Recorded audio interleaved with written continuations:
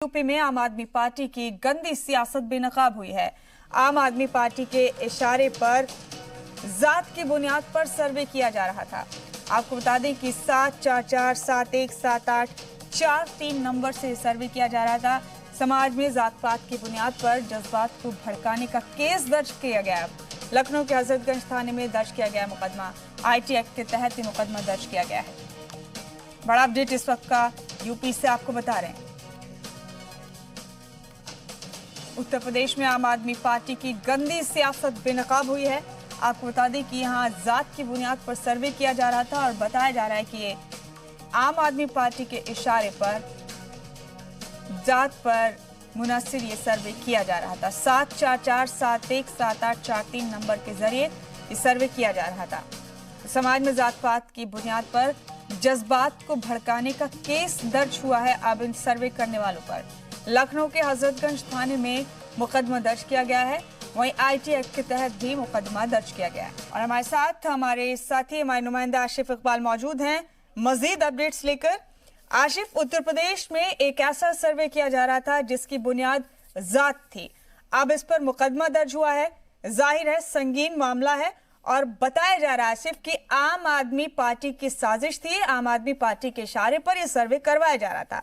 ज्यादा अपडेट आपके पास क्या है आशिफ और कितनी तस्दीक हुई इस खबर की? बिल्कुल मुमताज, देखिए ये साफ तौर पे है कि आम आदमी पार्टी उत्तर प्रदेश में तैयारी कर रही है। ये बात तो सबसे छुपा नहीं है, बल्कि अभी तो उन लोगों ने ये भी घोषणा कर दी है कि वो उत्तराखंड का भी चुनाव लड़ने जा रहे हैं और जिसको लेकर बहुत ही आनंद फानंद उन्होंने पूरी तैयारी की। वो प्रेस कॉन्फ्रेंस किया, CM ने तमाम मीडिया चैनलों को और अखबारों को सबको इंटरव्यू बुला के दिया। उन्होंने बताया कि वो किस तरीके से उत्तराखंड में तैयारी कर रहे हैं और वो साफ तौर पर वो ये भी उस अपने इंटरव्यू में कह रहे थे कि यूपी भी हम तैयारी में है, यूपी भी हम चुनाव लड़ेंगे और पूरी तैयारी के साथ चुनाव लड़ेंगे। देखिए साफ तौर पर है कि पॉलिटिकल पार्टी है, चुनाव लड़ना सबका अधिकार है, वो लड़े भी, इसमें किसी को कोई ऐतराज भी नहीं, किसी को कोई दिक्कत भी नहीं।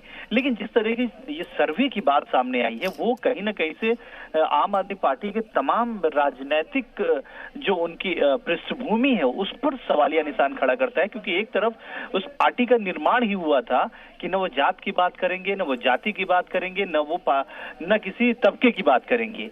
इस पार्टी का निर्माण ही इस तरीके से हुआ था। इस पार्टी को जब फाउंडेशन किया गया तो ये तमाम ऐसे रूल रेगुलेशन थे जो उनके अपने बाइलॉज में इन लोगों ने शामिल किया था।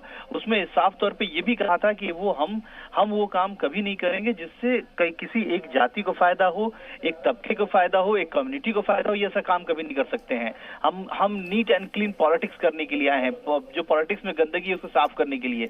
लेकिन आप सोचिए जिस तरीके से हाल के 6 साल हो गया, मतलब 6वां साल है ये जो सरकार में है इस समय दिल्ली में, और उसके अलावा ये तमाम दूसरे जगह पे भी इनकी अपनी पहुंच हो रही है, अपनी पार्टी का इम्पैक्ट हो रहा है। खासतौर पर अगर पंजाब की बात करें तो पंजाब में इनके सांसद भी हैं, विधायक भी हैं, तो ये एक तरीके से अपनी पार्टी को बड़ा करने की कोशिश कर रहे हैं। लेकिन सबसे जो बड़ी बात है वो ये है कि अब ऐसे आरोप इनके ऊपर लग रहे हैं वो इनके तमाम आइडियोलॉजी पर सवाल करता है।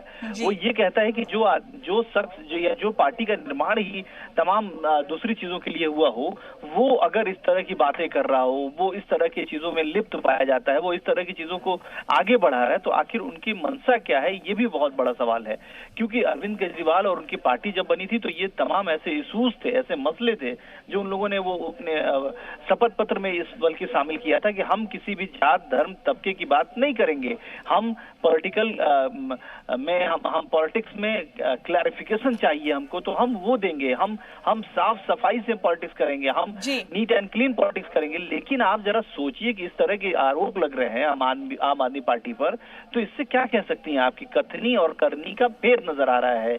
वो ये नजर आ रहा है कि जितने सारे आरोप और आशिफ न सिर्फ इल्जामात लग रहे हैं बल्कि आम आदमी पार्टी के लीडर संजय सिंह ने खुद सामने आकर ये कहा कि हाँ ये कॉल करवाई गई है और अगर इस सर्वे को कराना जुर्म है या फिर सरकार जातिवादी नहीं है, ये सर्वे करवाने से डर क्यों रही है? फिर ऐसा है तो मुख्यमंत्री यूपी के CM एक और मुकदमा दर्ज करवा दे मुझ पर। इतने जारहाना भी नजर आ रहे हैं। देखिए अब तो साफ तौर पे है कि अब जब अगर आप कहते हैं, ये अब रूल हो गया है कि आप ज्यादा डिफेंसिव मत होइए बल्कि आप ऑफेंसिव हो जाइए कि सामने वाला डिफेंसिव हो, तो उसी रूल पर ये लोग चल रहे हैं। और देखिए दिल्ली में भी आपको पता होगा, दिल्ली में हमने बहुत सारी चीजें देखी हैं और खास तौर पे आम आदमी पार्टी ने ही ये धारणा बना दी कि अगर आप आप आम आदमी पार्टी के लिए बात नहीं करते हैं तो आप दूसरी पार्टी के नुमाइंदे हैं। आप अगर आम आदमी पार्टी के चीजों से आप इत्तेफाक नहीं रखते हैं तो आप दूसरी पार्टी के नुमाइंदगी हो गए, आप उनसे इत्तेफाक रखते हैं। मतलब अगर कोई आदमी इंडिविजुअली अगर कोई उनसे सवाल करे तो उस पर भी वो सवाल कर देते थे कि नहीं नहीं आपने इसका सवाल किया, इसका मतलब आप कहीं ना कहीं से आप इनके द्वारा कहीं भेजे गए हैं, आपने किसी पॉलिटिकल पार्टी के जरिए आपको भेजा गया है। तो इस तरह के आरोप इन लोगों ने लगाने शुरू किए थे और आज आप समझिए कि जब इनके ऊपर आरोप लग रहा है तो भी ये उसको मानने के बजाय वो और ऑफेंसिव हो रहे हैं। इस बात को कह रहे हैं कि अगर आपको केस करना तो केस कर दीजिए। ये बड़ा ही गलत है। आप जिस चीज के देखिए, अगर ये काम आरजेडी कर रही होती, ये काम जेडीयू कर रही होती, ये काम बीएसपी कर रही होती, ये काम समाजवादी पार्टी कर रही होती, जिस पर टैग लगा हुआ है कि ये कास्ट की पॉलिटिक्स करते हैं जी, ये भी बात बहुत लाजमी है मुमताज कि हिंदुस्तान में कास्ट पॉलिटिक्स को आप कभी भी इग्नोर नहीं कर सकते। आप उसको मानते हैं, आप उसको करते हैं और उसको किया जाता है। लेकिन आम आदमी पार्टी इसलिए बनी है, आम आदमी पार्टी का निर्माण इसलिए हुआ, आम आदमी पार्टी का फाउंडेशन इसलिए हुआ कि वो तमाम चीजों से अलग लेके आएंगे, वो नई चीज लेके आने वाले हैं। वो उन्होंने ये कहा था कि हम डेवलपमेंट लेके आएंगे, हम कास्टिज्म नहीं करेंगे, हम रिलीजन की पॉलिटिक्स नहीं करेंगे, हम बिल्कुल डिफरेंट रहेंगे। और वो इस तरह की चीजें कर रहे हैं। इसका मतलब साफ है कि कहना और करने में बहुत फर्क नजर